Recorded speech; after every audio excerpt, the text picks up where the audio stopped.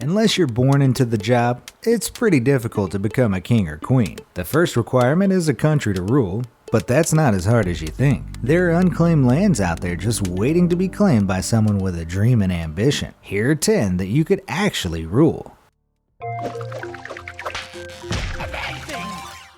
Number 10. Birdland. If you have ambitions to rule a large kingdom, how about Birdland? It's the largest unclaimed area of land in the world. It's free, it's easy to locate, and it's waiting for someone to claim it. But before you start making plans, you should probably think about it. Why is an area as big as Greenland lying empty? Well, Birdland is in the remotest parts of Antarctica, where the temperature never rises above freezing. It's a land of snowy, rocky, barren mountains with a covering of ice 4 kilometers thick. Situated between the Ross Shelf and the Ross Sea, Birdland was discovered in 1929 in a flight undertaken by a U.S. naval commander named Richard E. Byrd, who named it after his wife, and is so remote that no nations with an interest in the Antarctic have claimed it. One man tried though. In 2001, Travis McHenry laid claim to it and renamed it the Protectorate of West Arctica. To substantiate his claims, he sent letters to all the countries signed up in the Antarctic Treaty. Nobody answered and the claim went unrecognized, so it's probably still up for grabs if you like the extreme cold. Number 9. Liberland. In April 2015, a Czechoslovakian named Vít Jedlička succeeded in establishing a kingdom when he discovered 75 square kilometers of unclaimed, deserted forest-covered land sandwiched between Croatia and Serbia. He declared himself president, claiming the purpose of his new state was to build a country where honest people can prosper without being oppressed by government, making their lives unpleasant by the burden of restrictions and taxes. Sounds ideal, but the following month Croatia began blocking access to Liberland, detaining and convicting anyone who attempted to enter, and in May 2016 passed a law making crossing into Liberland illegal. Ever since, legal arguments have raged between the countries with no outcome. Many claim that Vít Jedlička created the whole country as a publicity stunt, but in the first year he received 20,000 applications for citizenship. Today the motto of the micronation is live and let live, and Jedlička spends his time traveling the world promoting his country that has recently switched to a Bitcoin economy. However, Croatia still arrests and prosecutes anyone who attempts to go there. Number 8.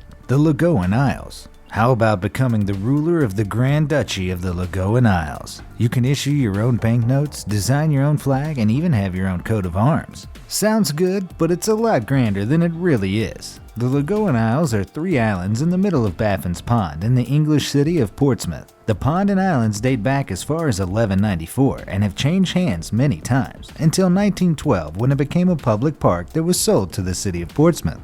In 2005, Louis Stevens noticed that the islands were not part of the sale. He contacted Portsmouth Council and laid claim to them, calling himself Grand Duke of the Lagoon Isles. He designed his own flag and coat of arms and even released his own banknotes. However, he must have grown bored with being a Grand Duke, as research shows the islands are again unclaimed and uninhabited. Why not plant your own flag there? Just go to Portsmouth, hire a rowing boat, swim, or if it's shallow enough, just wade out to your new country and plant your flag.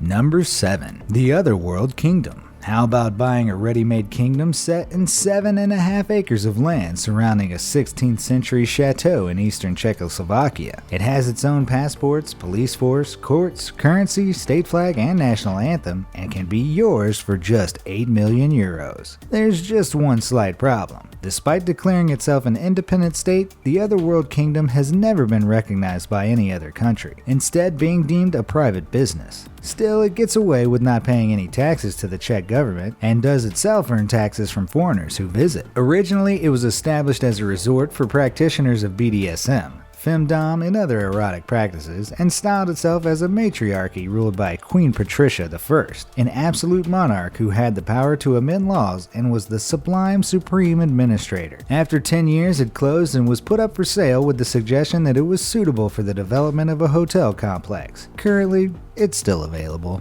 Number 6. Els Crag. If you can't be a king, how about settling for Lord of the Isles? All it would cost is £1.5 million. That's the price of Els Crag, a 220-acre volcanic plug that forms a small island halfway between Scotland and Ireland that rises to 1,100 feet above sea level. Though you could buy it from its current owner, nobody currently lives there, and it's remained unclaimed for a long time. there would be nothing stopping an imperialist vigilante from sailing over there and declaring a state of independence. Sure, they'd be the only resident, but it's not like anyone would care enough to declare war, as its current owner, Archibald Kennedy, passed away in 2015. The island is home to a ruined 16th century castle, a cottage, a lighthouse, and 36,000 pairs of breeding gannets, one of the world's largest colonies. However, before you rush to buy, it's worth knowing that any development is strictly controlled by the Royal Society for the Protection of Birds. Still, there is a quarry that will provide you with income. The island is the only place in the world that is home to red honed granite, common green granite, and blue honed granite, the types of granite used to produce the world's finest curling stones. Currently, the sole rights to quarrying are owned by a company called K's Curling, but surely as a new owner, you could renegotiate the terms and conditions. Number 5. The Moon.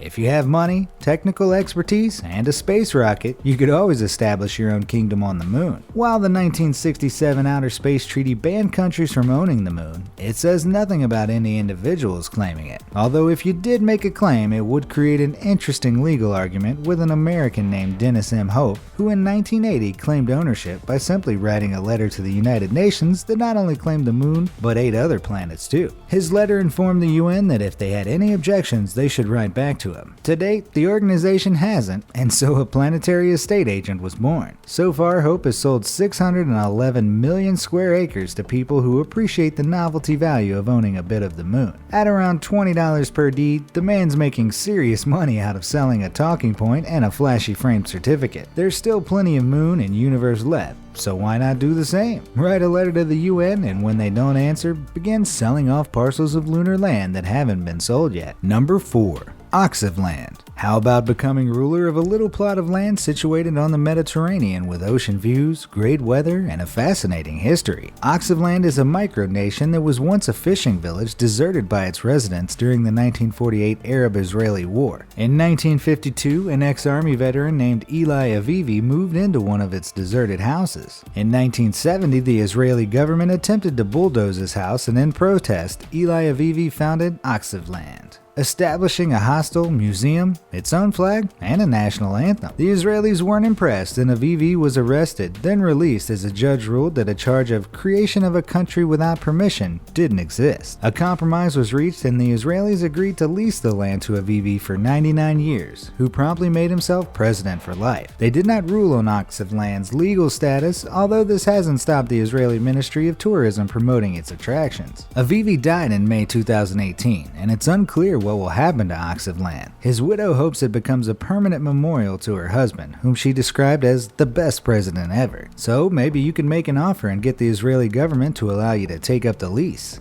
Number 3. The Principality of Sealand. Of course, if you can't buy a kingdom, you can stage an invasion. The Principality of Sealand has been invaded 3 times in its short history. It's situated on a disused sea fort built during World War II, 13 kilometers off the Suffolk coast. In the early 1960s, after being convicted of broadcasting illegally, Roy Bates relocated his radio station there. When the 1967 Broadcasting Act made pirate radio illegal, Bates declared the fort to be independent and renamed it the Principality of Sealand. He never restarted his radio station, as running a principality took up most of his time, especially as he had to repel an invasion by members of a rival pirate radio station. The Second Battle of Sealand occurred in 1978 when a German businessman who had purchased the title of Prime Minister for life invaded and held Bates hostage. The coup d'etat was ended by Bates' son, Prince Roy, an ex-army major, who staged a counter-invasion and captured the businessman's lawyer, a situation that took a German diplomat to sort out. The principality raises finances by selling titles, issuing stamps and coins, and establishing an offshore internet hosting service. It has its own website and publishes its own online newspaper.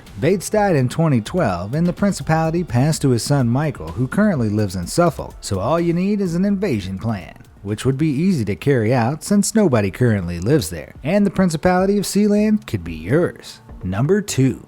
South Sentinel Island. How about ruling a tropical island in the middle of the Bay of Bengal? White beaches, swaying palm trees, blue waters, a beautiful forested coral island. South Sentinel Island is administered by the Indian government as a protectorate and doesn't claim the island as part of India, so in theory it's ripe to land on and declare it your own private kingdom. However, it does have a downside: some very unfriendly neighbors. North Sentinel Island, also administered by India, is home of the Sentinelese, an indigenous race listed as one of the uncontacted peoples. As well as living near a Stone Age existence, the islanders shun any contact with the outside world, to the extent that they have a tendency to kill anyone who attempts to land on their island. After a number of deaths, in 1996 the Indian government banned any contact from the outside world. They didn't pursue the killers, considering the Sentinelese a sovereign people with the freedom to kill any interlopers. With neighbors like that, a tropical kingdom suddenly doesn't look that appealing. Number 1.